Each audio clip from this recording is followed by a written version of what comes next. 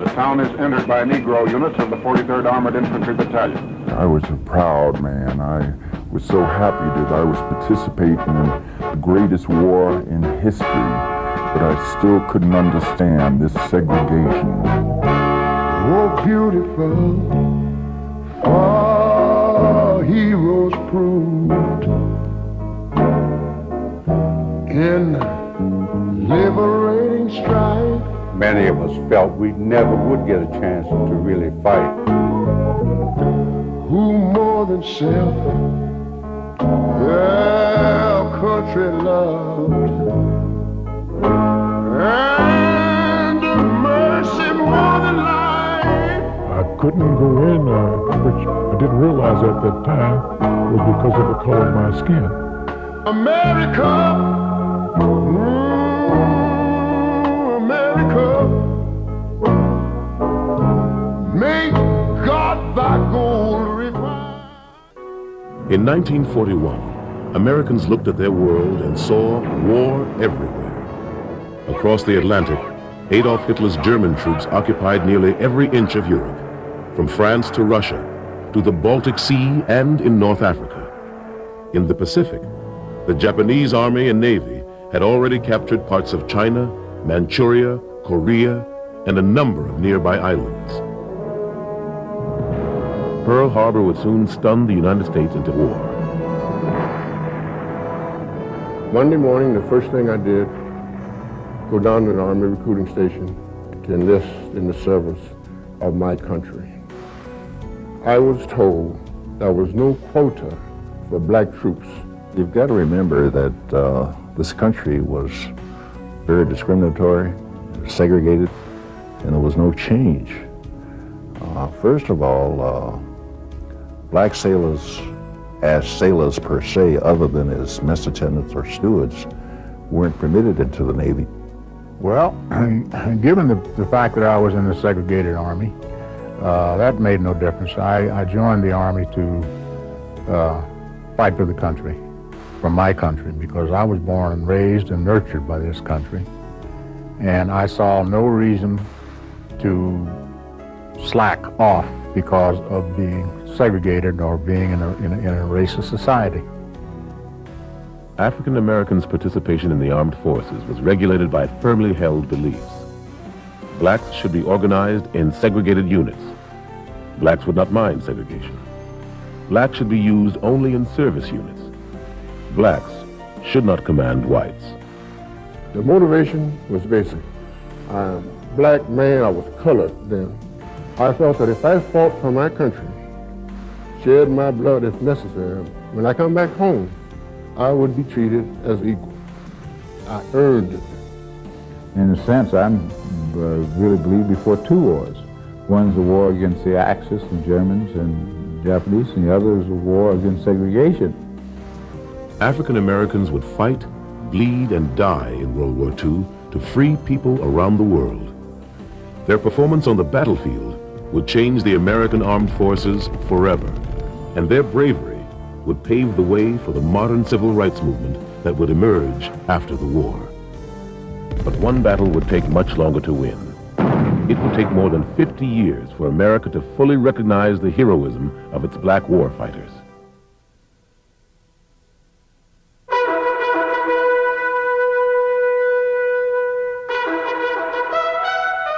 More than 50 years ago, an unspeakable tyranny threatened the world's freedom, and men and women in overwhelming numbers answered the call to arms.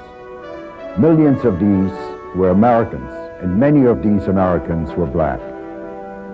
In the Second World War, more than 1 million African American men and women served on land, at sea, and in the air. They served also to ensure that the freedom for which they fought abroad could not be denied at home. The program you're about to see is a chronicle of their service. In no way can it measure up to the determination and patriotism of these extraordinary men and women, for the struggle stands as a model of courage and character. As you watch the scenes unfold, you will get a glimpse of a magnificent, heart-rending effort for freedom and justice. Today, the triumphs of these African American men and women in war and at home are a lasting legacy for every soldier, sailor, airman, marine, coast guardsman, and merchant marine who served in World War II. But even more, what they gave, what they suffered, and what they accomplished is a shining example to free men and women everywhere. It is very important to note that black Americans have always fought for this country. In the American Revolution, 5,000 fight for freedom. The War of 1812, thousands more serve on land and at sea. The Civil War. African Americans fight for freedom and dignity. The 9th and 10th Cavalry Regiments open up America's western frontier as the Buffalo Soldiers. The 24th and 25th Infantry helped Teddy Roosevelt's Rough Riders at a crucial moment in the battle for San Juan Hill. 400,000 African Americans served in World War I. 2 all-black combat divisions were activated, the 92nd and the 93rd Infantry. But it is under the command of the French Army that black American infantry would prove their mettle on the battlefield.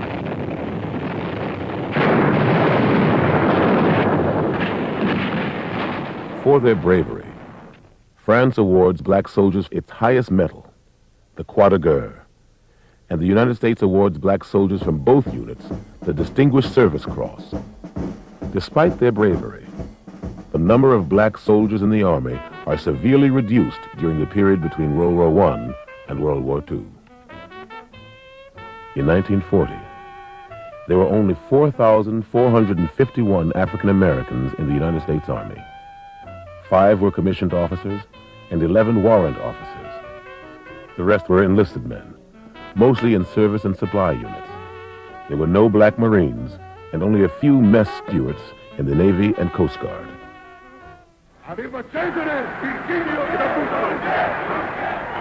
By the mid-1930s, the world veers towards war again.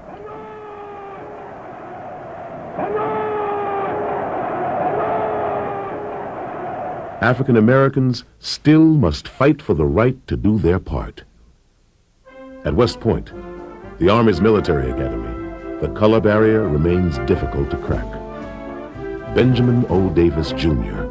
graduates from West Point in 1936. He is the first African American to graduate from the Point in the 20th century. Not one social word was spoken to Davis in his 4 years at West Point. The Reserve Officer Training Corps, ROTC, allows some African American college students to become officers. Meanwhile, African American organizations and newspapers petitioned President Franklin D. Roosevelt and his administration for dignity and equality in the armed forces. There is a grave apprehension among Negroes lest the existing inadequate representation and training of colored persons may lead to the creation of labor battalions and other forms of discrimination against them in the event of war. September 1940, Congress passes the Selective Service and Training Act. The first number is serial number 158. It promises that black Americans will be represented in the armed forces in proportion to the general population. PFC, the CPL, SGT, the LT, CP, the OD, the MP makes you do cappy. It's a G.I. jive, man. But the Marine Corps isn't accepting blacks. The Army Air Corps isn't accepting blacks.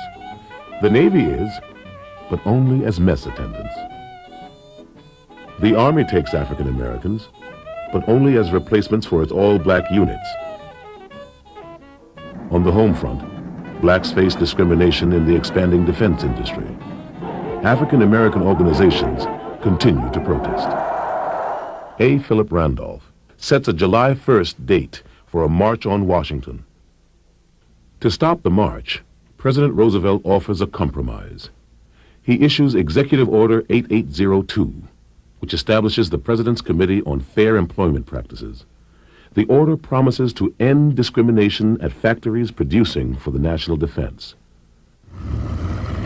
6 months later, the United States enters World War II. December 7, 1941, a date which will live in infamy. The V for victory becomes the double V for black Americans. Victory over fascism, victory over racism at home. The double V becomes a rallying cry for African American participation in America's armed forces and on the home front. Someday he'll come along. From black entertainers joining the war bond campaign rallies, to farm workers, to workers on the assembly line, African Americans help boost morale and supply America's armed forces. I'll do my best. We did what we did because we were there and we had to do it. You had over 50,000 black soldiers, and they were from the port of embarkation, where all the goods come in, all the way up into the jungles, which is where we were.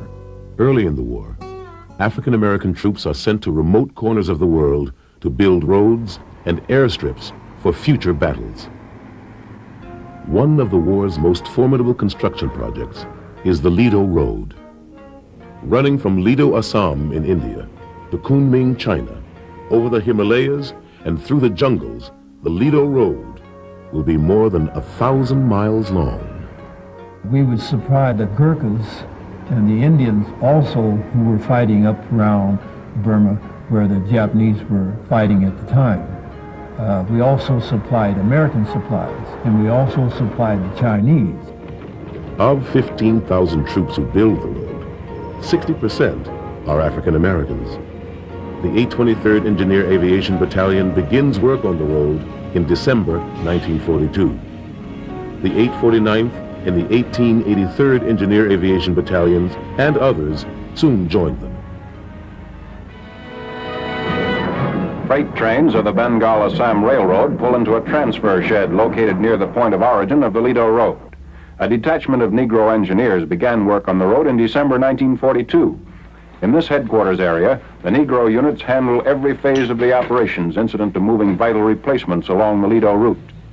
On January 12, 1945, the first convoy of soldiers traveled the Lido Road. And when the first convoy from India to China rolled over the completed road, 25 months later, a Negro was driving the lead vehicle. In driving, instead of shifting automatically, double clutching, when you start going up the mountains, you don't have time to double clutch if you have a loaded truck, so you fly clutch it. So you slip past the gears, rough on the truck, but you got to your destination safely. On the other side of the world, African American troops battle frigid Arctic temperatures and blinding snow to build the Alcan Highway.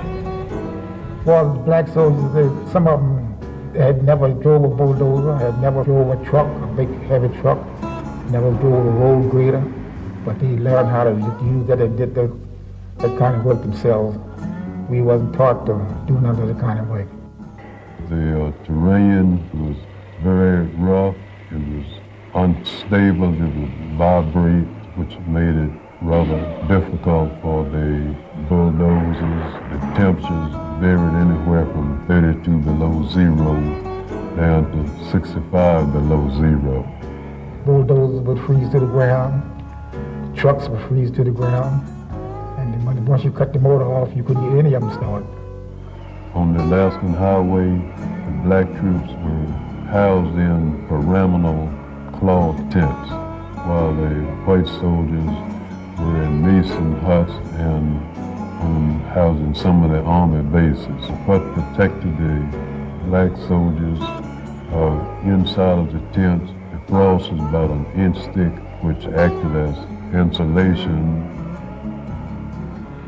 From April 1942 until July 1943, black soldiers work on the 1,600-mile highway that will link Alaska, Canada, and the United States to supply Allied forces.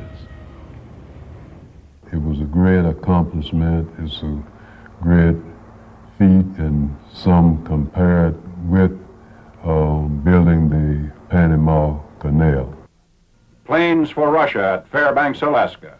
The first Russia-bound planes. Through the Lend-Lease program, the United States got 8,000 planes to Russia by way of the Alaskan Highway.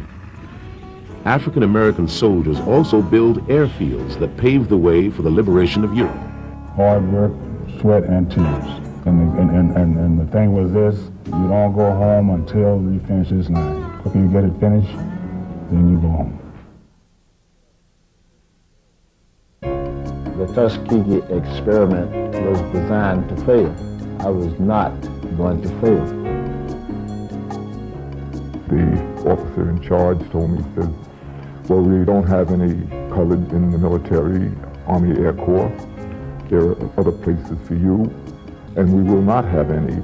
The basis for their refusal was a staff report which had determined, I use that word euphemistically, that colored troops did not have the capability, the intelligence, the courage, or even the coordination to fly fighter aircraft.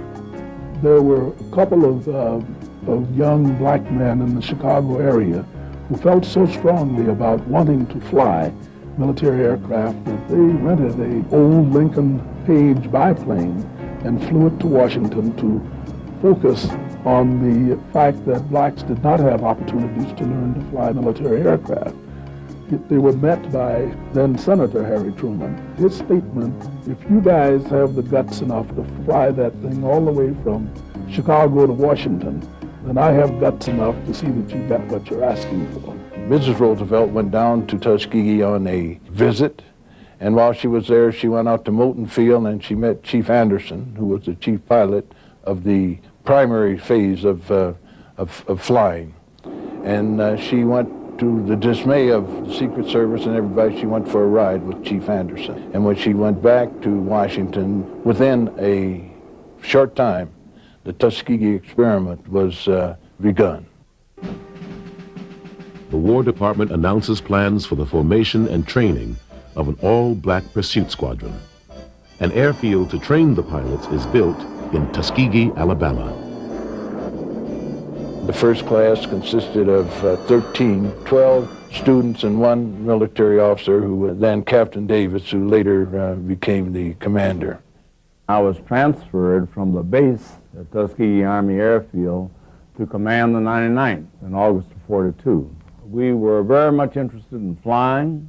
I think that everybody felt that this was an opportunity because they'd not had the advantage of such training before. We had come to the realization that that it would not come easy, that we would have to be almost twice as good as the other people if we were to succeed, but admonished ourselves and admonished our comrades that this was not only for us, but it was for our whole race of people.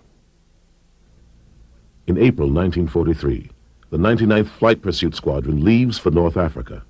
Lieutenant Colonel Benjamin O. Davis, Jr. is in command. He has no combat experience. The 99th is stationed at Cape Bon, attached to the 33rd Fighter Group. Trained for pursuit, the 99th ironically flies bombing and strafing missions in North Africa and Sicily through the summer of 1943.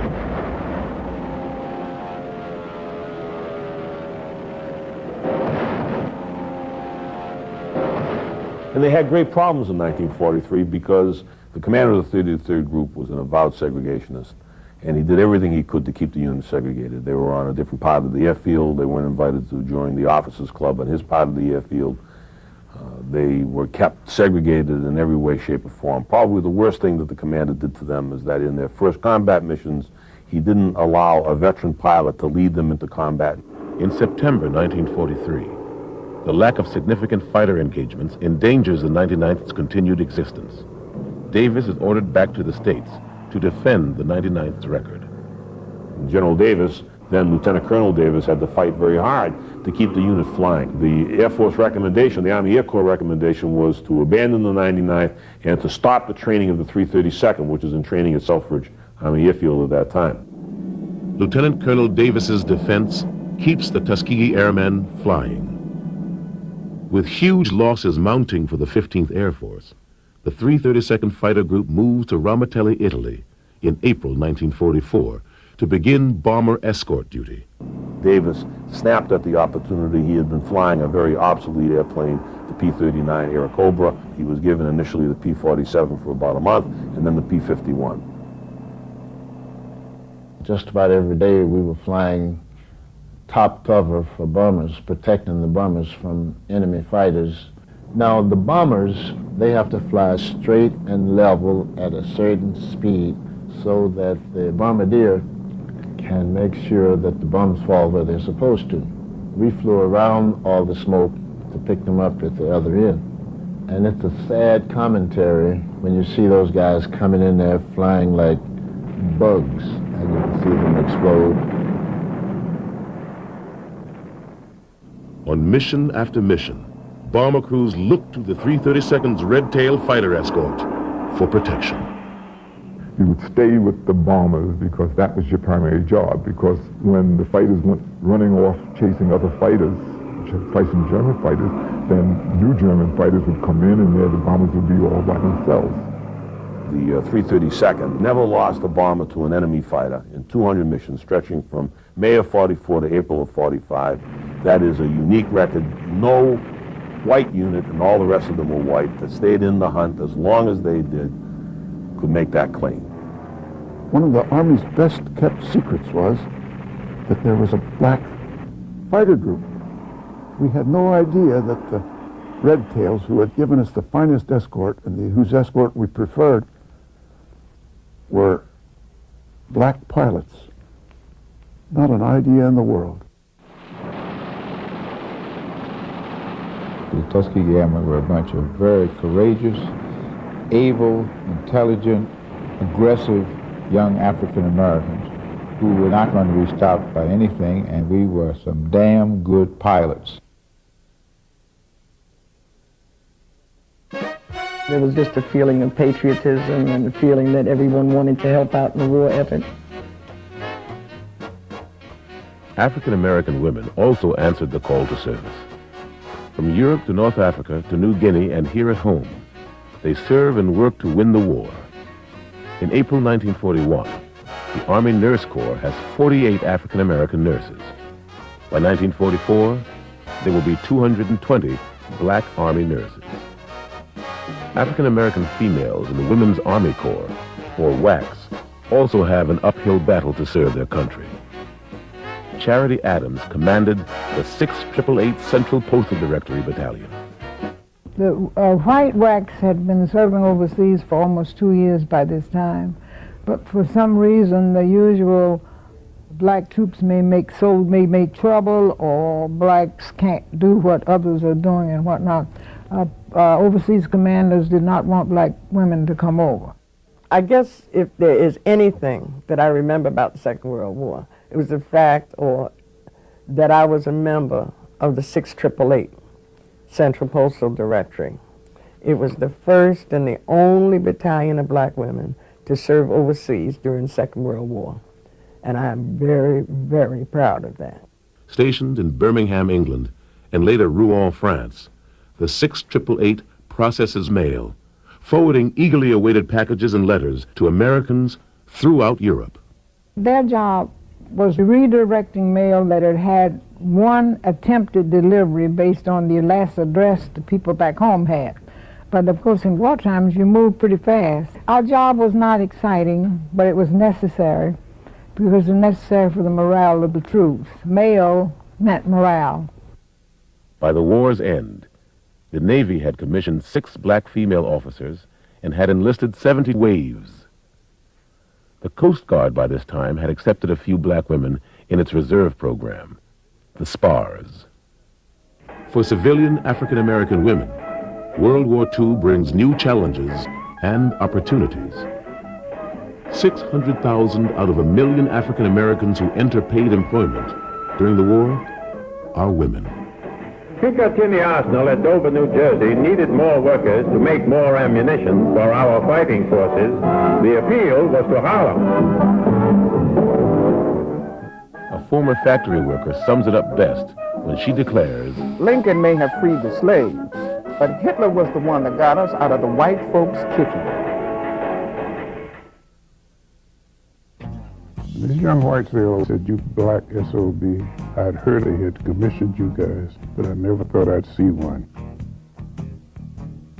So I was standing down on the corner of 14th and Independence Avenue, all dressed up in my blues, and I never got so many hate stares in my life from white servicemen who looked at me as well and said, "Who does he think he is?"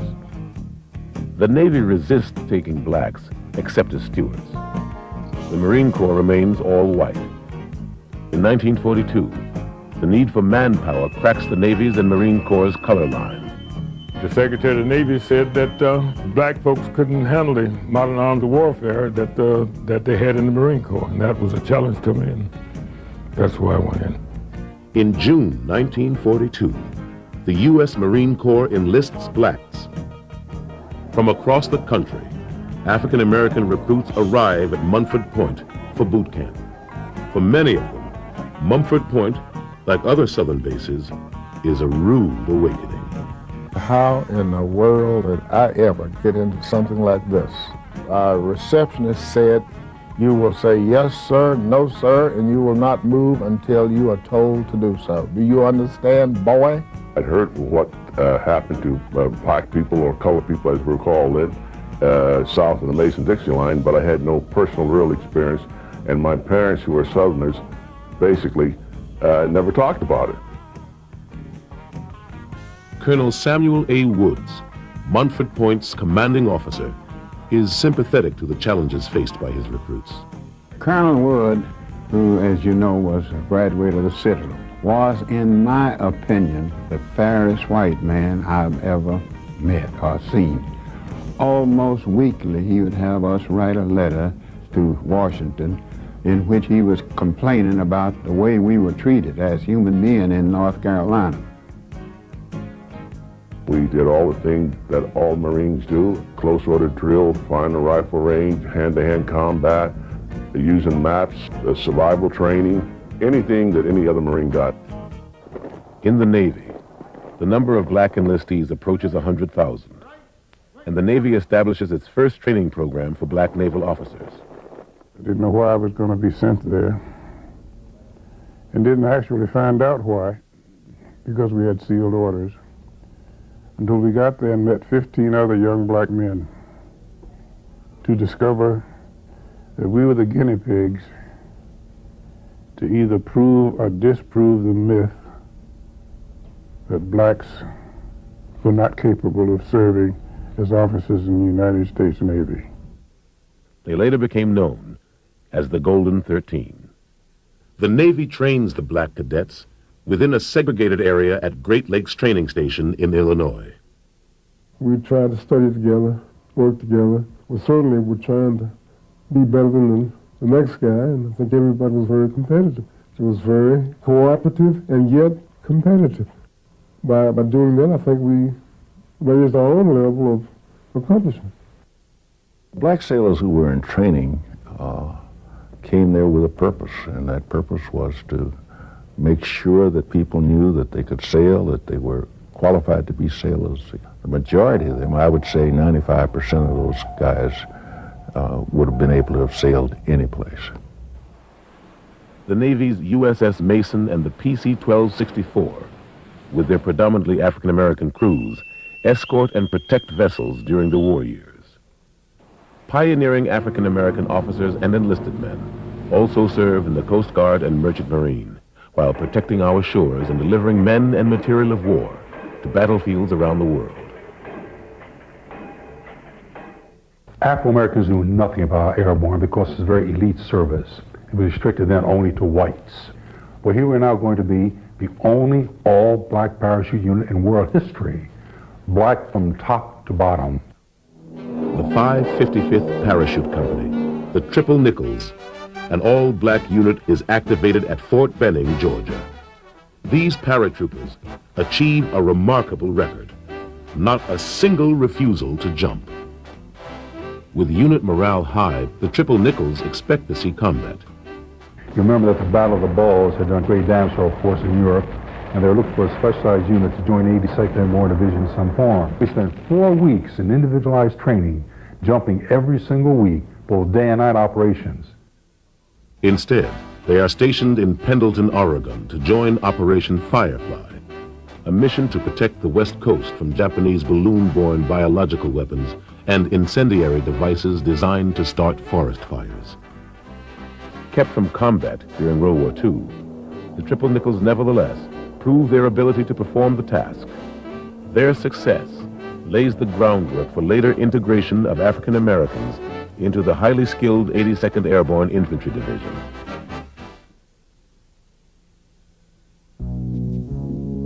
It was one big noisy mess. Spring 1944. Allied forces gather in England for the largest amphibious invasion in history. African American troops are part of the operation that will liberate Europe. Quartermaster units rush troops to the docks and load precious supplies. Their support is critical to the pending invasion. June 6th, 1944. Normandy, France. D-Day. The invasion begins.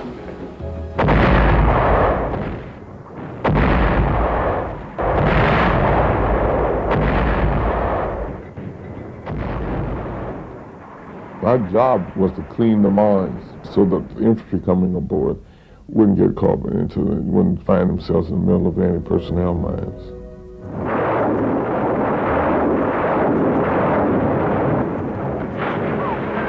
At Omaha Beach, black soldiers of the 320th Anti-Aircraft Balloon Battalion released barrage balloons to protect the Allied troops and ships. African American medics tend to the men wounded in the bloody battle. The number of casualties on Omaha Beach was phenomenal. We had never seen that many, or even thought that there would be that many casualties. I helped, along with other medics, to dress and to do the best we could with the wounded. Port companies arrive in Normandy. They work 30, 40, 50-hour shifts, building docks and unloading supplies that will sustain the Allied push toward Germany. General George Patton's Third Army breaks out from the Normandy beachhead.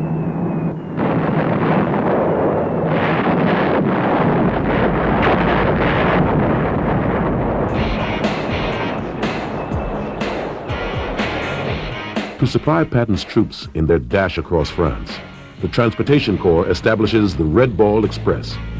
Nearly 70% of the soldiers who man this massive effort are African American. The 469th Quartermaster Unit is in charge of 30 truck companies. They deliver food, ammunition, and fuel to the troops, and transport prisoners and casualties to the rear area. These unsung heroes of the road live up to their motto: keep 'em rolling, keep 'em supplied, keep 'em smiling. During World War II, the Red Ball, they constantly was going all the time. No stopping, always on call, any time of day or night. The Red Ball Express carries 8,000 tons a day for 4 months. From August to November, they will haul more than 400,000 tons of supplies. By the end of 1944, nearly 480,000 African Americans are serving overseas.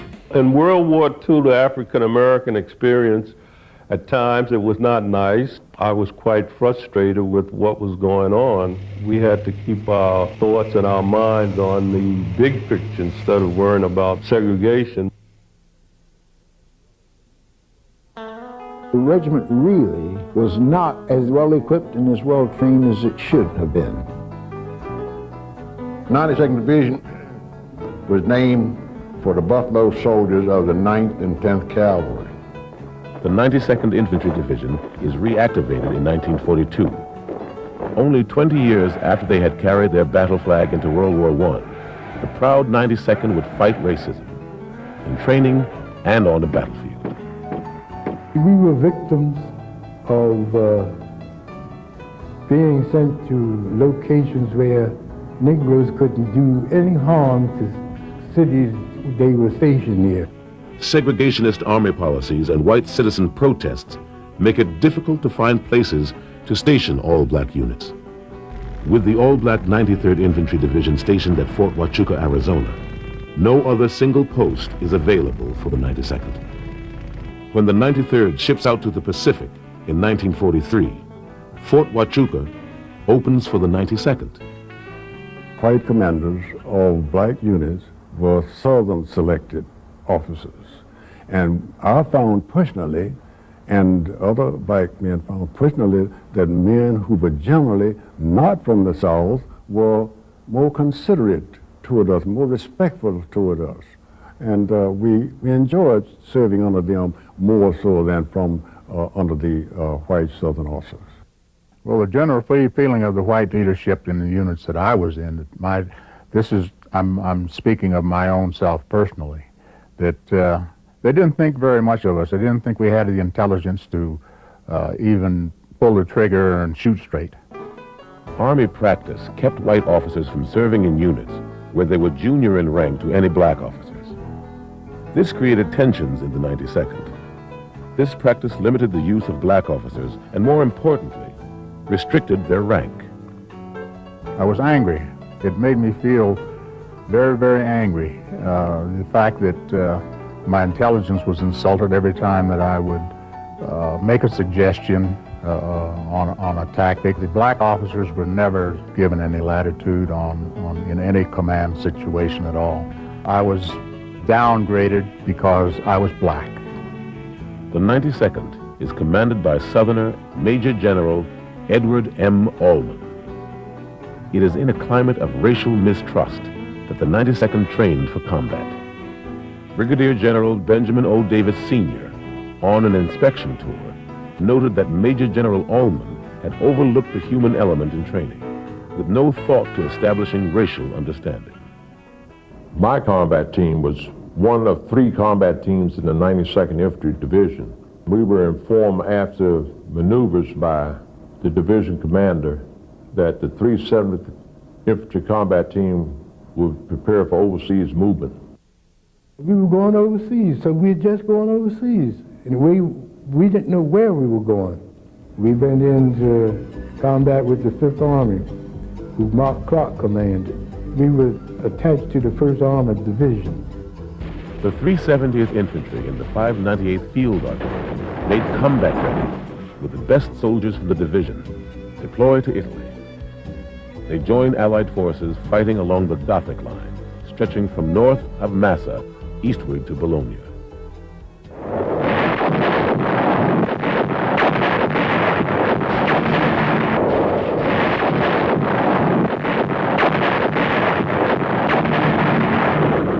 The 92nd's 370th Combat Team fights aggressively and maintains contact with Axis forces.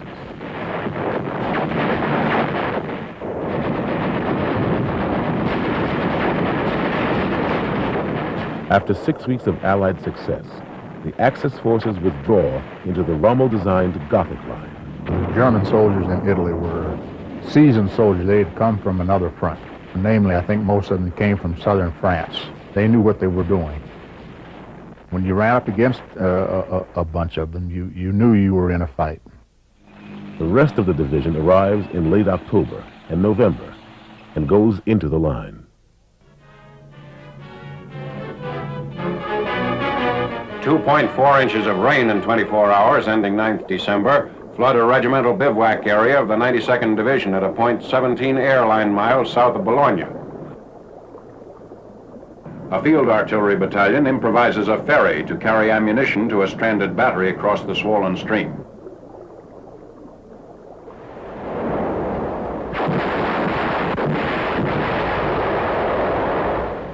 The casualties experienced by the 92nd have a devastating effect on unit combat effectiveness. Black replacements are sent into theater with little or no combat training. Many cannot read or write. They are ill-prepared for combat. The morale of the black soldiers, the enlisted personnel in the 370th at the time that I joined them, was very low. Most of these soldiers that were draftees, they didn't want to be there. And when they got there, they were treated very badly. They weren't treated like human beings. Despite the handicaps, many units of the 92nd distinguished themselves in battle. Operating in the Serchio Valley, the 365th and the 366th Infantry, supported by the 597th Field Artillery, are particularly effective, seizing ground from German and Italian units and beating back numerous counterattacks. From fall 1944 to spring 1945, the 92nd helps to hold the Gotha Line, but the entire Fifth Army remained stalled. Elsewhere on the Italian front, continued heavy rains, floods, and high winds make Allied offensive operations virtually impossible. Reports from the front say it's impossible to exaggerate the harshness of this year's Italian winter.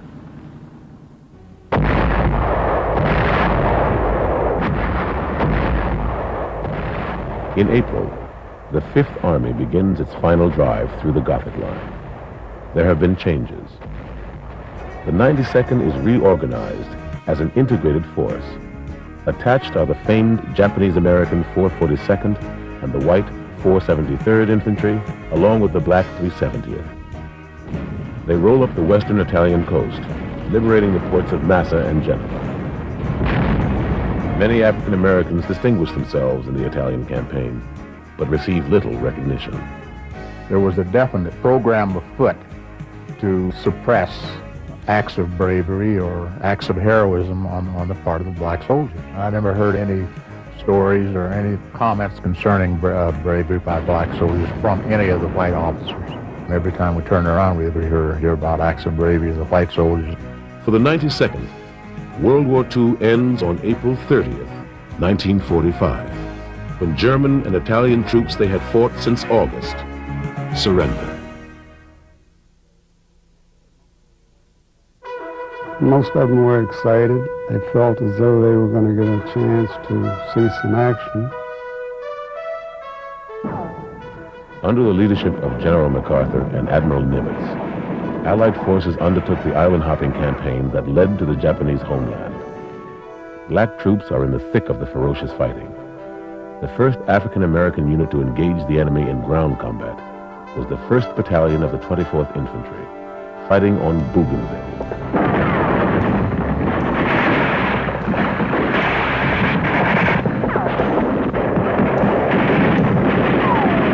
Black Marine depot companies are employed to serve alongside white Marine assault units in what was to become some of the most desperate and heroic fighting of the war. A depot company was more or less like a utility company. So a utility company could be used in any capacity, even in frontline combat, because when the Marines went on Tarawa, something like 1,000 people got killed in 3 days fighting. I think they lost approximately 4,000 on Iwo Jima. They lost thousands on Okinawa. When you're on that beachhead and they're dropping those mortars and artillery shells on you, that's about as much frontline combat as you can get in. Marine ammunition companies are on the beach in the invasion of the Marianas, carrying ammo to the front lines and building supply dumps. African-American Seabees perform much-needed construction projects on the far-flung islands of the Pacific, including Guadalcanal, New Caledonia, and New Georgia.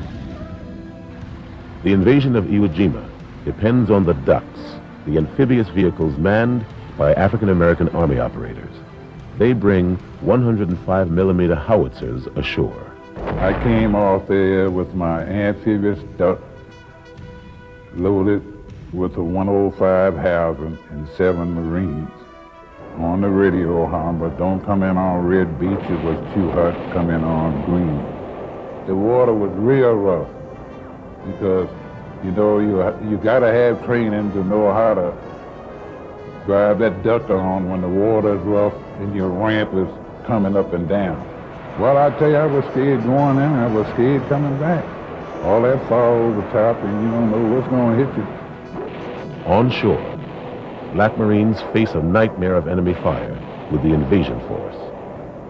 I hit Iwo Jima with the 34th Marine Depot Company about D+3. This was the night of D+3. And they put me and a few other Black Marines up to hold that line. Well, it was kind of scary. Of course, I wasn't afraid because perhaps I didn't have sense enough to be afraid. I always felt that anything horrible happening would happen to somebody else, not me.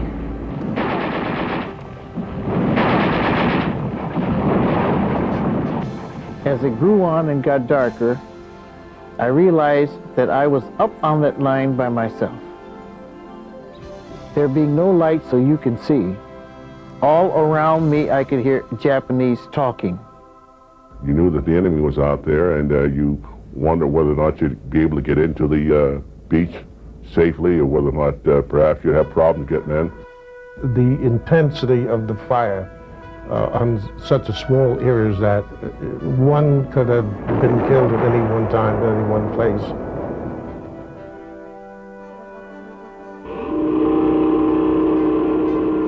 Black sailors will also set a standard for valor in the Pacific. Aboard the battleship West Virginia at Pearl Harbor, Navy messman Dory Miller mans an anti-aircraft gun and engages attacking Japanese planes.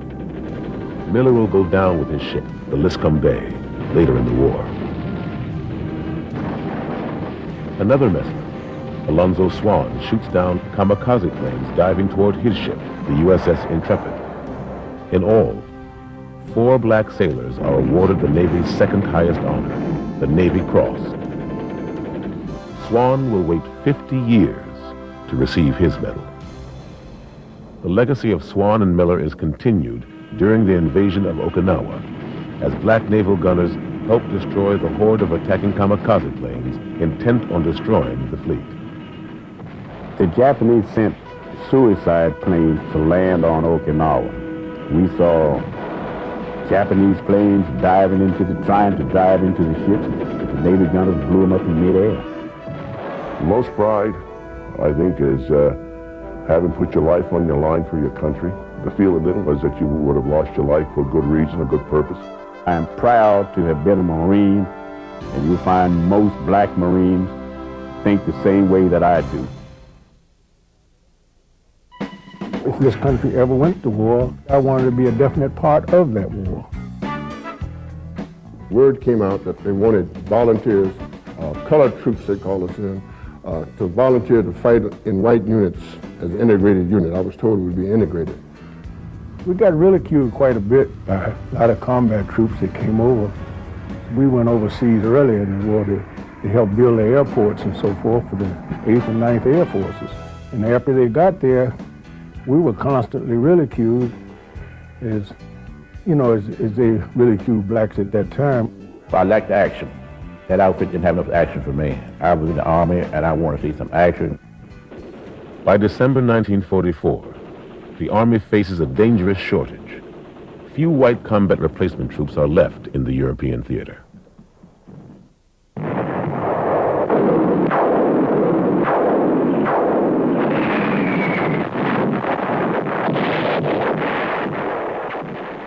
When the Germans launch a counteroffensive in the Ardennes, the need for reinforcements becomes crucial. There is only one place to turn: the all-black support units behind the lines. For the first time in the war, the Army asks African-American soldiers to take their places in combat units with white soldiers. The response exceeds all expectations. The sergeant came up and said, anybody want to sign up for the infantry? I didn't hear no more about it till the next day. I went to town. When I came back, the medical officer was there examining people, for the infantry. And all those were passed. I think the next day they were gone.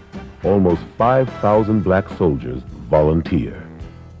They know they are trading the safety of duty in the rear to to risk their lives on the front lines.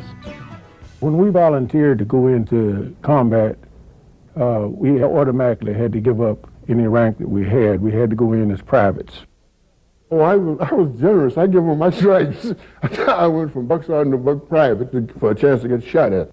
I was just boiling for a fight. I'll be frank with you. I was boiling and stewing for a fight anyhow. It didn't make any difference to me who I fought. To limit the effects of personnel losses in service units, only 2,500 black soldiers are taken. In January, they begin infantry training. They sent troops who had been wounded and couldn't go back to their unit, infantry-type sergeants, to train us. We received the best training anyone could receive to prepare to go into combat. 6 weeks later, 53 platoons of black infantrymen, led by white lieutenants and platoon sergeants, joined white infantry and armored units at the front. They told us we were integrated. It turned out we were not totally integrated. We became an extra platoon. We got up there, the white soldiers were glad to see us from the beginning. I think they were glad to see anybody come up there because they was catching hell. We got right in there in the thick of things, and they taught us a whole lot right quick. Our first initial firefight was interesting. The colonel came up, and we had to take this little town. And the colonel said, well, we might as well try them. All of a sudden, everything break loose. So everybody started scattering out.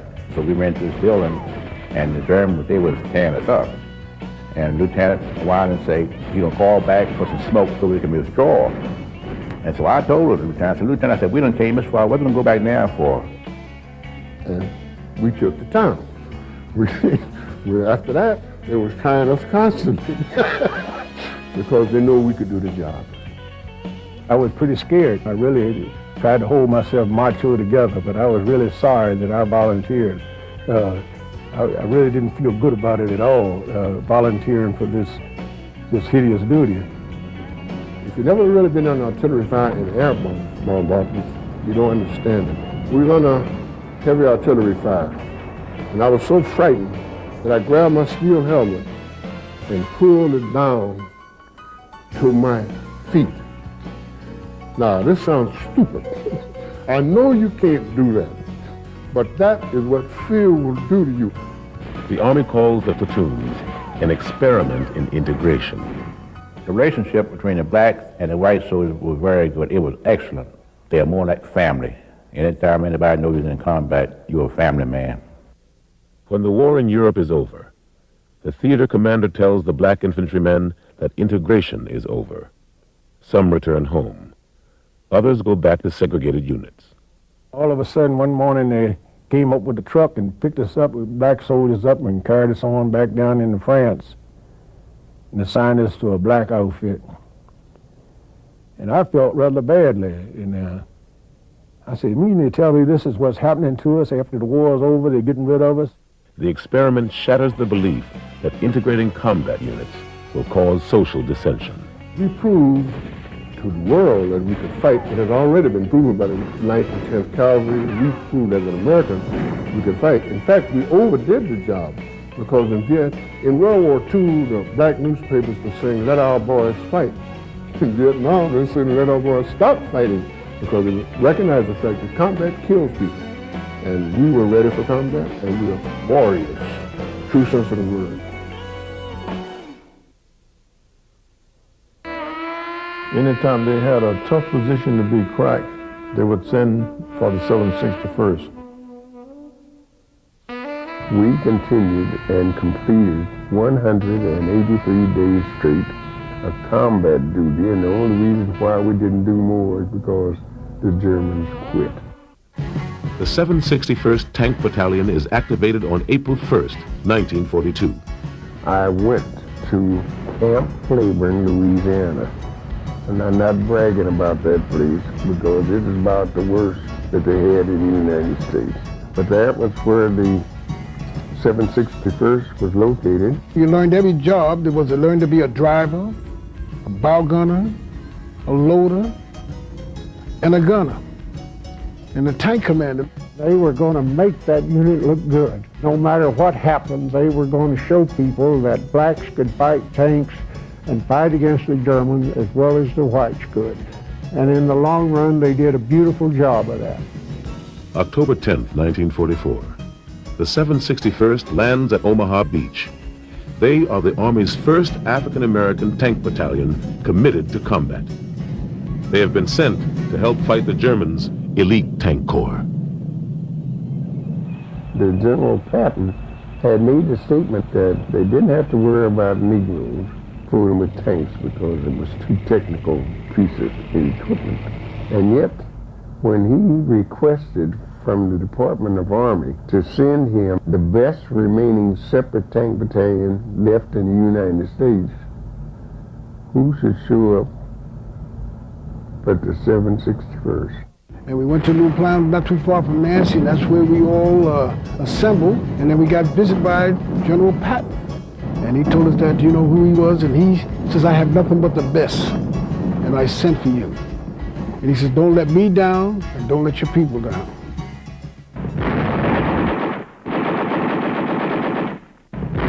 We were pinned down, buttoned down in these tanks. The first battle around Chateaubourg and Chateau Saline. And we had a hell of a battle there. And we took those cities. We took those 3 cities the first day. And we unbuttoned, came out, and they almost fell off their feet to see that we were black. Through November, the 761st battles its way through Jussey, Mauvais-le-Vic, and Goubling. This unit had an exceptional record in combat. December 1944. The Battle of the Bulge.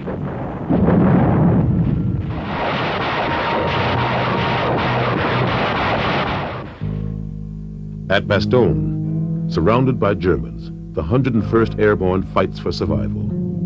To relieve the 101st, Patton rushes elements of his 3rd Army north. Serving in support, the 761st blasts its way from the Sarre River on December 24th, north to Neufchâteau, Belgium, where they arrive on the 30th. We were truly nervous in Bastogne because behind every tree there was a dead soldier. Enemy or yours? There were groups of American GIs massacred by the Kampfgruppe Piper. 11 black soldiers from the 333rd Field Artillery Battalion. When the bodies were recovered and it was discovered that they had been mutilated, they had bashed some of their skulls in with rifle butts, gouged their eyes out with bayonets. We never fought as one unit all together.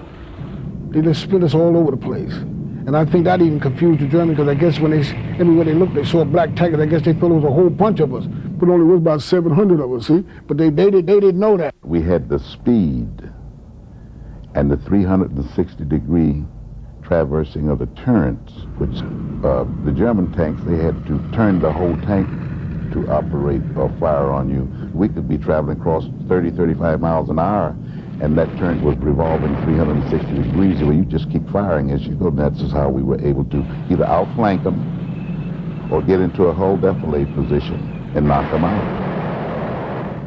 After the Battle of the Bulge, units of the 761st go on to fight in Belgium at Bonarou, Raisogne, Tillet, and Pirompi. In Luxembourg, at Steinbach. In Highland at Jabek, and Erling. On March 3rd, the 761st Tank Battalion enters Germany. They reconstituted a task force and called it Task Force Rhine, and we tankers were given command of the operation.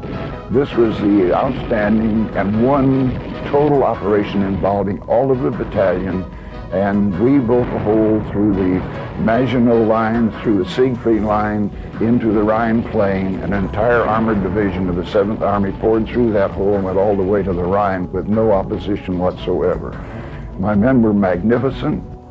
The 761st captures 3,000 enemy troops and expends 50 tons of ammunition during Task Force Rhine operations. Attached again to 3rd Army, the 761st spearheads Patton's drive through Germany to Austria. What used to surprise me, I wondered, why did you pass all of these tanks well over to the side?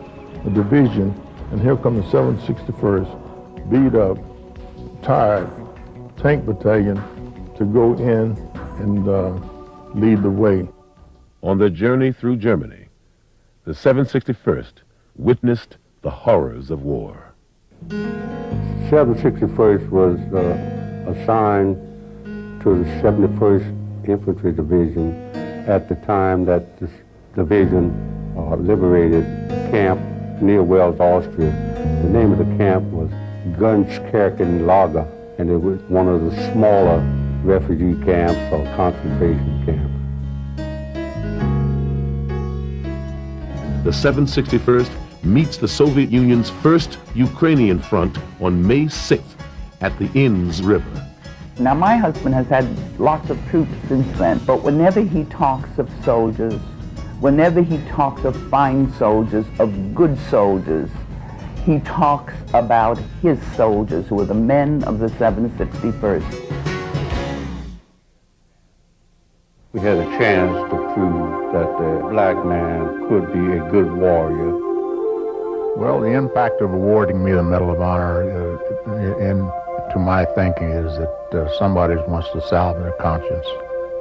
It should have been done at the time that these awards were made, the Distinguished Service Cross, at the time the men did these heroic acts. But it was a time of complication. It was a time of trouble between the races. We were a very different society in that time. For more than 50 years following World War II, no African Americans are awarded the Medal of Honor for actions performed during the war. The Medal of Honor is very specific. You don't have to just be brave. You got to do it above and beyond the call of duty. All hell broke loose. We were just trying to keep them from coming down here further. And that's why we had a young lieutenant by the name of John Fox, who was up on San Catalina. He was our forward observer, and he asked for fire, our own fire, on him to stop the Germans that were coming down. Well, it ought to make the country look a little more closely at what was done by the black soldiers, what was done to the black soldiers. It ought to shed some light in a dark corner of our closet. Sergeant Reuben Rivers, he was the point man for Company A. He led the way coming into Dublin. His tank hit a landmine and it split his leg from his knee cap all the way up his leg. The medics, they said, man, this is $1 million wound. So that meant you can go back home. You're out of the war, it's over for you. And he said, no. He said, they need me here.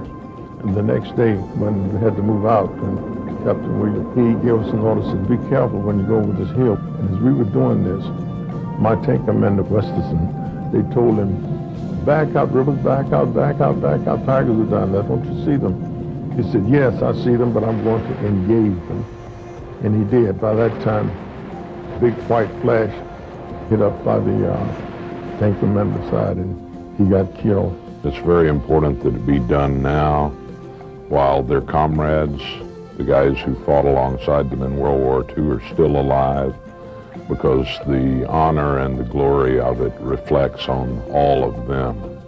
The Company C was given a mission to break through the German lines to get to an objective called Castle Etnalfi. We broke through, and when we broke through, they didn't, the Germans did not know we were there. During the action of breaking through the lines, we neutralized 3 machine gun nests, a couple of dugouts. We cut numerous communication lines. In May 1996, the Pentagon forged the names of 7 soldiers to the White House, recommending them for the Medal of Honor for their heroic actions in World War II. There were 1,200,000 black Americans in uniform in World War II, and this is an important symbolic act. But I don't think there's any way in this day and time that you can adequately recognize all that they contributed and all that was denied them in terms of medals and honors and promotions.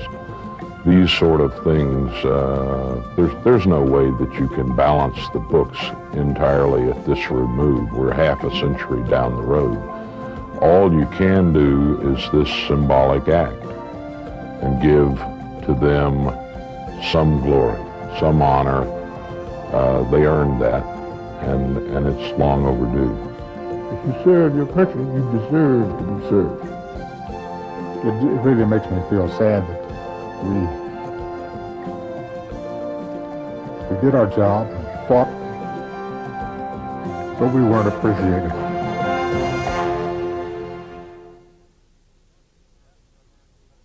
The African-American veterans of World War II served a nation that was not yet ready to serve them. With their double V symbol, they fought against both fascism and racism. They were determined to prove to their fellow Americans that they were their equals on the battlefield and were entitled to be their equals at home. We should all be proud of the sacrifices they made on the snow-covered fields of Belgium, in the skies over Europe, and on the bloody beaches of Iwo Jima. They wrote a noble chapter in American military history. Their legacy made my rise in the military possible. I stood on their shoulders. They made America a better place for all of us. They asked for no special recognition. They asked for no tribute. They just wanted to fight for their beloved country, and they did. We owe them our thanks. We must continue to carry on their legacy of commitment and courage.